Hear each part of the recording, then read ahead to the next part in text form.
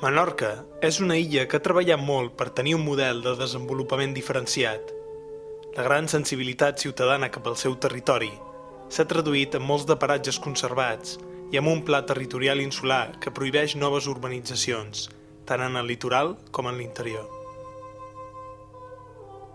Però el treball de sensibilització ciutadana ha de seguir, perquè en la zona costanera hi ha encara moltes amenaces a abordar.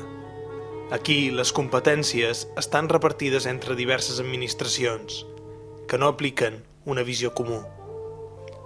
D'una part, existeixen projectes en els àmbits portuaris de l'illa, que podrien significar greus agressions ambientals. Per l'altra banda, hi ha una pressió constant per ampliar el nombre d'amarraments nàutics, sense que ningú prengui en consideració que moltes cales de Menorca ja es mostren saturades d'embarcacions durant l'estiu.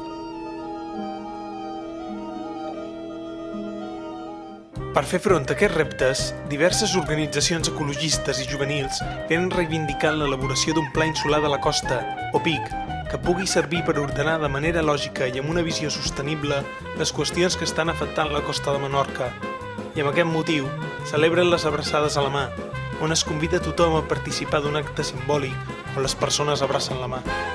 La campanya Jo Dic PIC es va iniciar en 2007 i durant aquest estiu es van celebrar una abraçada a la mà a la platja de Cavalleria i una altra a la platja de Son Bou.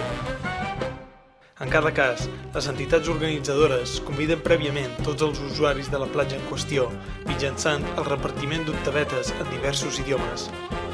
La participació va ser molt alta.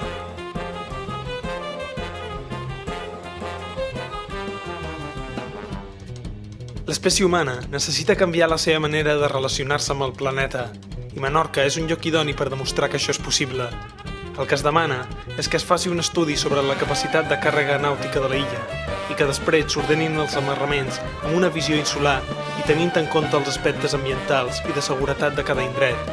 Així es podrà fer ús de les meravelles de la costa menorquina sense fer-la malbé. Així mateix, pel que fa als àmbits portuaris, també es busca que les diferents administracions treballin en comú per optimitzar les instal·lacions existents i evitin obres de gran transformació. El Pla Insular de la Costa és un deute pendent que té Menorca, que cal fer realitat per tenir més garanties d'un futur ben plantejat, on les activitats humanes i la conservació ambiental vagin de la mà. Ajuda'ns a fer-ho realitat.